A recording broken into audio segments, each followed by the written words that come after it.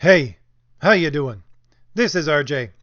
So, I've had my head in the clouds for the last number of videos, and today I think I'm just going to rant. Now, it may start off slow, but I'm definitely going to rant. And I started to think about this thing I want to rant about because I'm slowly trying to get into doing live streams. And I'm doing that because I have an Indiegogo campaign that will be beginning at the end of this year, hopefully. It is for my new graphic novel, a superhero graphic novel, and the pre-launch page for that Indiegogo campaign is already up.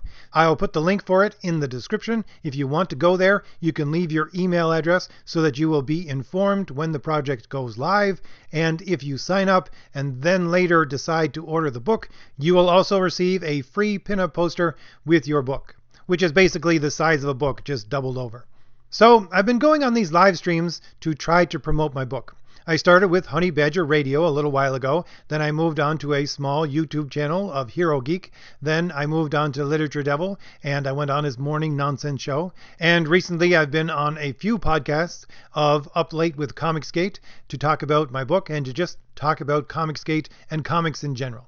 But the funny thing is that the first thing that most people want to talk about is one specific video that I have done. And that specific video is the video about Sana Amanat, how her family is a multi-million-dollar family, how they have direct ties to the upper echelons of the Democratic Party, and at one point, the presidency of the United States, and further, how her family community organizes, if you want to use that Alinsky term, community organizes throughout New Jersey and New York. And how this was most probably the reason why she got hired at Marvel. It was a political hire used to turn this company and at the same time turn comics themselves into a company that supported one political narrative. Now, I'm not really going to talk about that video itself or its contents, but if you want to go and listen to it, I'll link it both in the description and then at the end of this video. But my point being that everybody at first asked me about this, assuming I think that I broke a story, that I dug up this information that no one else had. But nothing could be farther from the truth.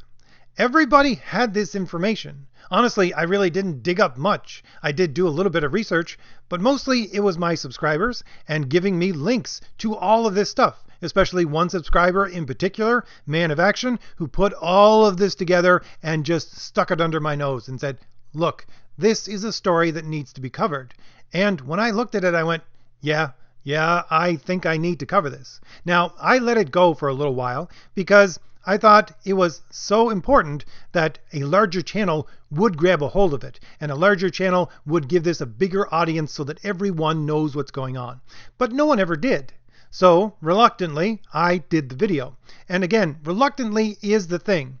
Because, again, the thing is that this was not information that was hidden from anyone, especially anyone with a Comicsgate YouTube channel. If I had subscribers sticking this under my nose, these other channels would have that as well. And people have told me, yes, they gave this information to the other channels. No one wanted to touch it. And they didn't want to touch it, I think, for various reasons. Now, when Richard over at Comics Matter recommended that people go watch this video of mine, he said that he didn't want to touch it because it involved the personal. And I completely understand his argument there, because his personal was attacked by these people, and he didn't want to seem to be doing the same thing to them. But I think most people shied away from this topic more because of the political. And there is a definite combination of the personal and the political here. And they shied away from it because, of course, what is Comicsgate really about? Well, at the very least, one of the main strains of thought is to get the political out of our fandom. And I'm sure many other fandoms are trying to do the same. We're trying to get the political out of comics. We just want good adventure stories. Just stories in general that are good. That's all we want. That's all that needs to be in there. And that will make it a good product. So if we want to get this political out of our comics, why in the world would we dive headfirst into the political and just get that muck all over us? And it's an understandable point of view to have, but unfortunately, and again, I'm guilty of this myself, unfortunately, I don't think it's a correct mindset to have. Certainly not if we want to rescue our fandoms, rescue comics from the hands of these quote-unquote progressive people who want to turn it into a political tool, who have turned it into a political tool.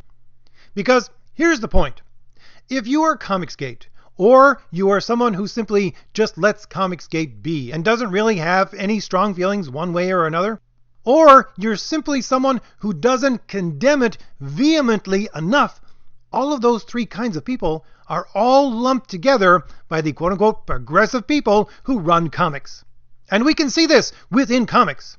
You had Sean Gordon Murphy about a year ago, a little more than a year ago, and he was off on, I think it was a camping trip. So he was disconnected from the internet, and it was at a time when all of these pros were just condemning Comicsgate, and he failed to do so because he wasn't connected to anything, and he didn't know what was going on. And because he didn't do that, for no fault of his own, they decided to destroy him. And they've been working to destroy him ever since. They're trying to undermine him at every corner. And we see the same thing in Hollywood right now with Chris Pratt. It wasn't that he did anything in particular. It wasn't that he was very pro-Trump and decided to go on a rampage talking about all of this pro-Trump stuff. No, all he did was not attend a fundraiser for the Democratic Party when a bunch of other people from the Marvel Universe were doing so. That non-action on his part was enough for people now to try and destroy his entire career. So the point being, again, it doesn't matter if you're heavy Comicsgate or simply someone who doesn't condemn it at the right time and sufficiently vehemently, you're both placed in the same category, and that category is the enemy of the progressive. Not that we've sought out these people and called them our enemy, it's that they've sought us out. They've lumped us together and we have been declared their enemy. And the point is that the main tools that this enemy uses, the main weapon that they use to attack us, is a combination of the personal and the political.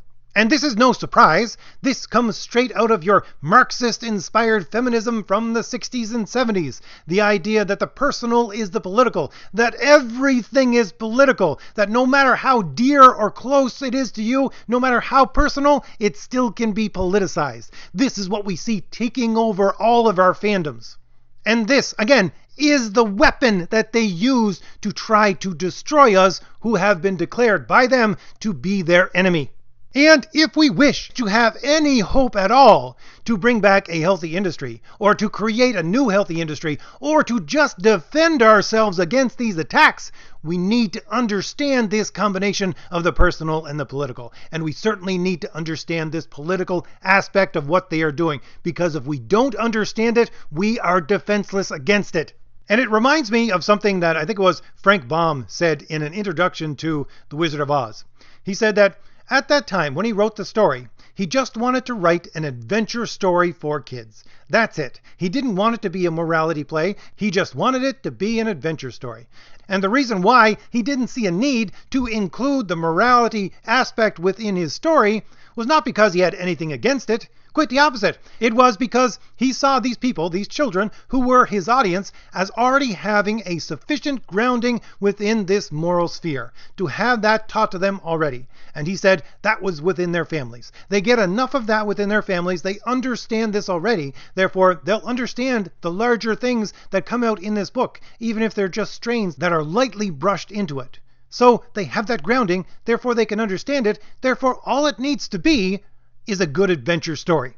And he didn't need to beat them over the head with morality. And that phrase, it dredges up something else in my memory banks.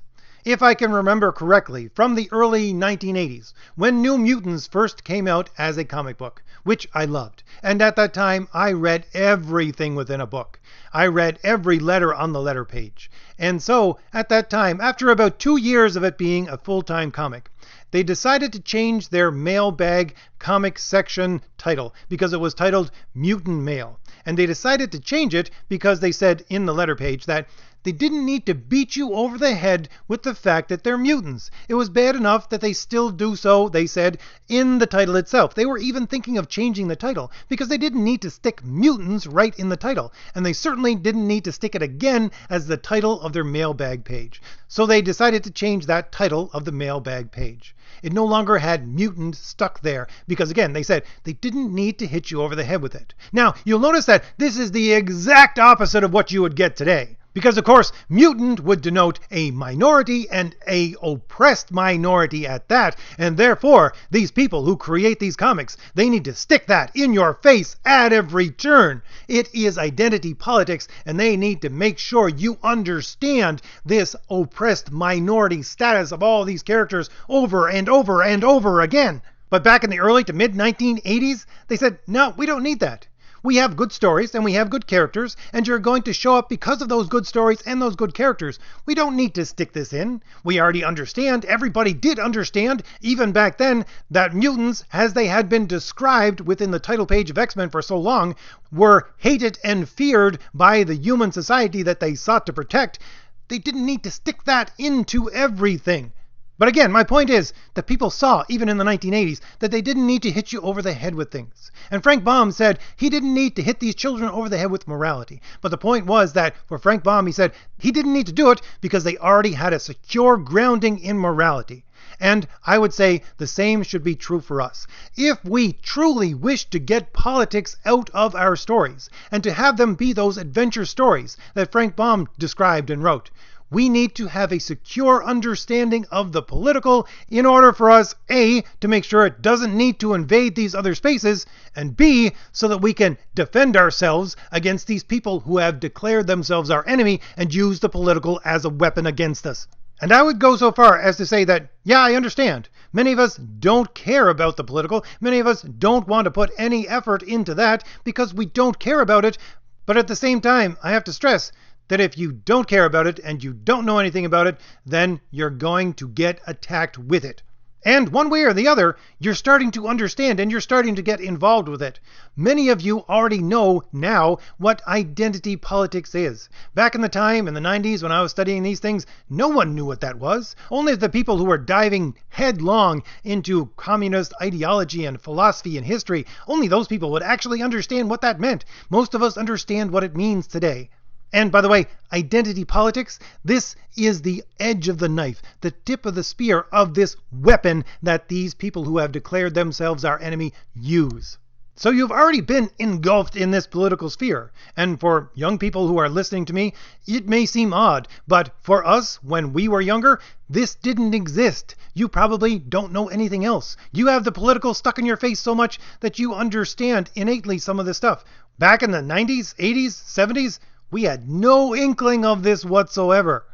And here's where I get to the point where I may make some people uncomfortable. But again, I'm the uncouth one who touches subjects that no one else wants to deal with. So I'm okay with that. And I hate to be hyper-partisan, but the reason why I really wanted to do this video at this moment in time is because it is now the 31st of October, 2020, and right around the corner, within days, is the US election. And you have many people saying that this is possibly the most important election in all of US history. Now, people usually say that around elections, but certainly I would say, as someone who has multiple degrees in political science, I would say, yeah, I would not think of it as an exaggeration to say that this is the most important election in US history. And if you don't live in America, I'm sure within the next couple of years, within your country, you're going to have a similar election right in front of you.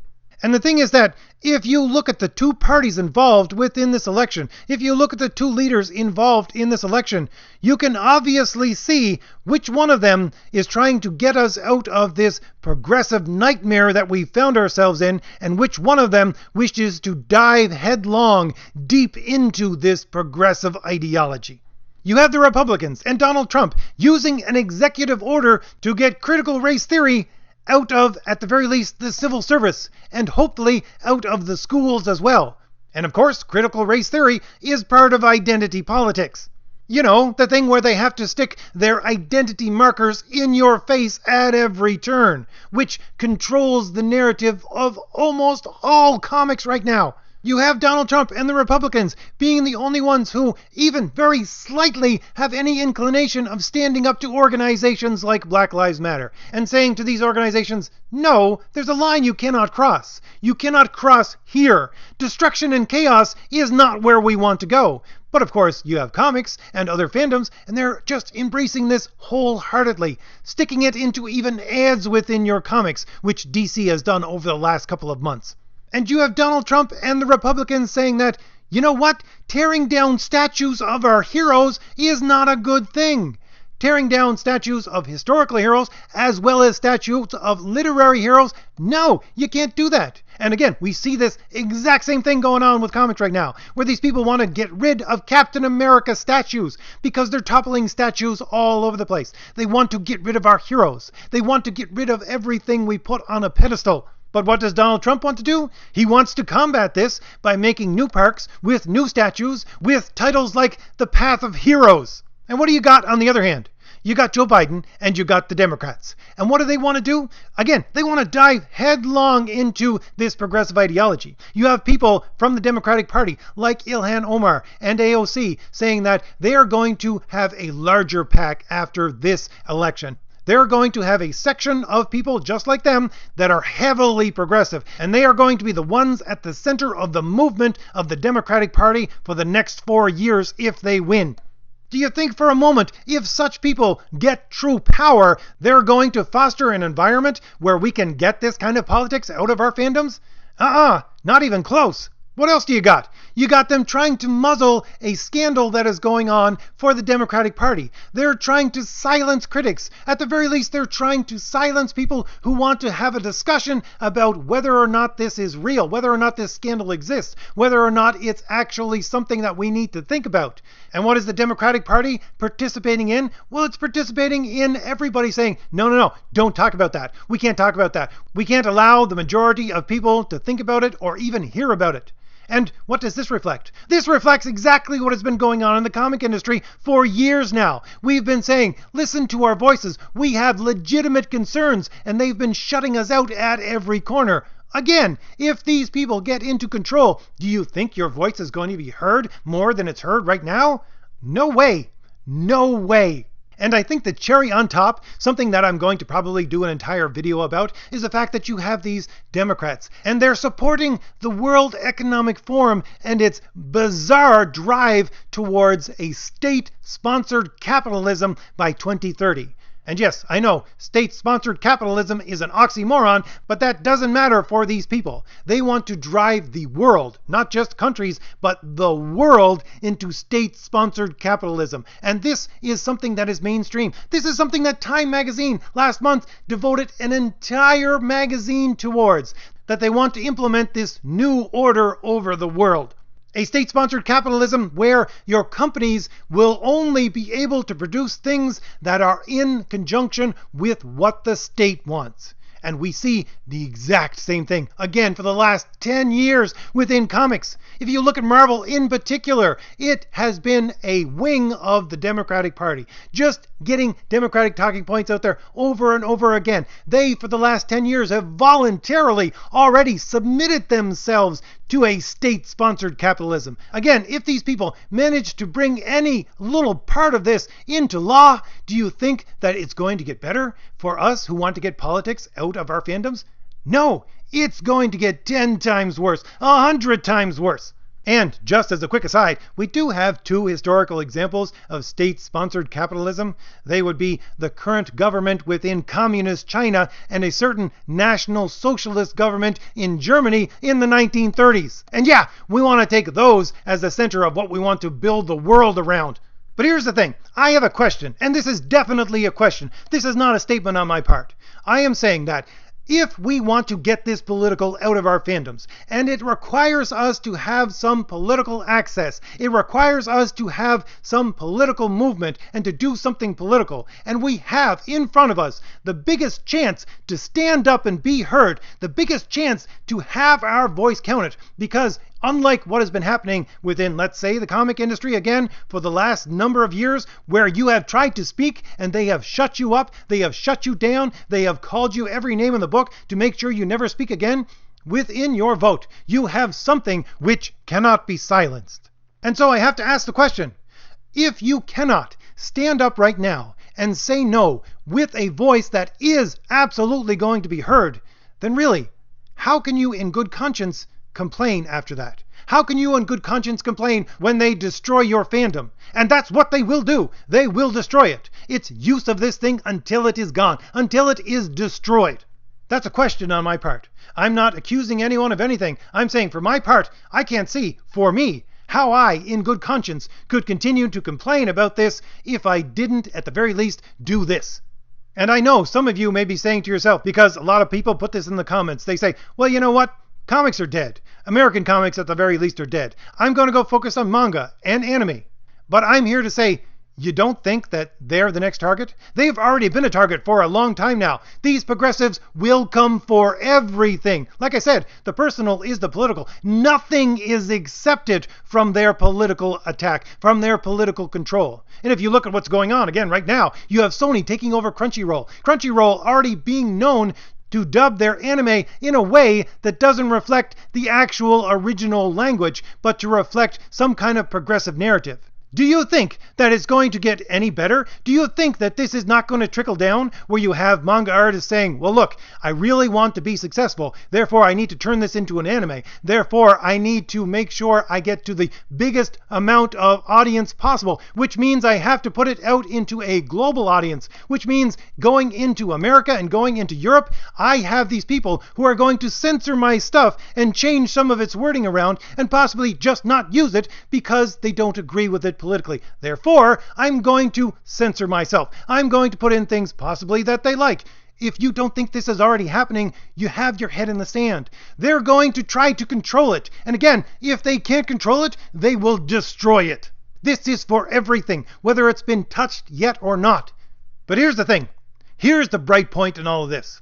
I can positively say that we on the sane side over here will win eventually.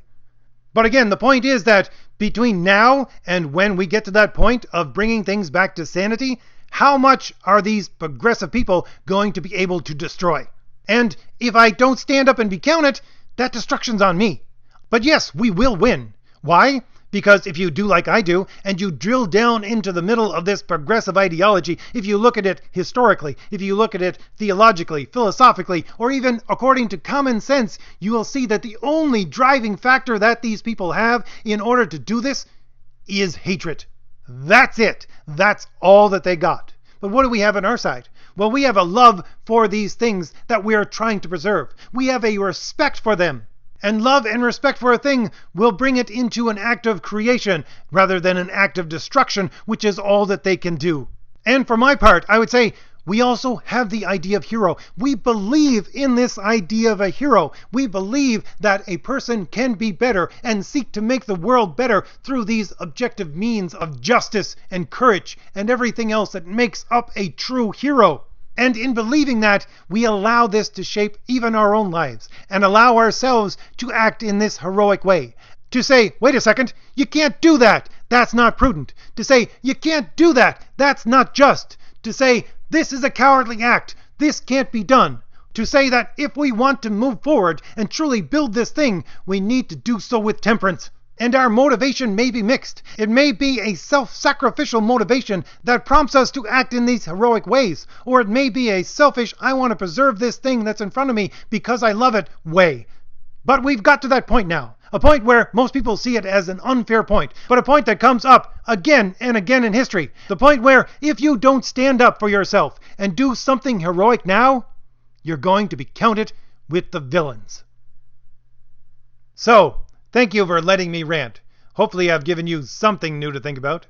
If I have, positive or negative, hit like, hit the shield in the lower right hand corner of your screen to subscribe, and leave me a comment. Tell me what you think about all this. And again, a quick reminder, if you wish to read a true hero story about all the things I've just talked about, you can go to the pre-launch page of my Indiegogo campaign and leave your email address so that you can be informed about when my project goes live and receive your free pin-up poster if you order the book. The link is in the description. Alright, I'll see you later. Bye.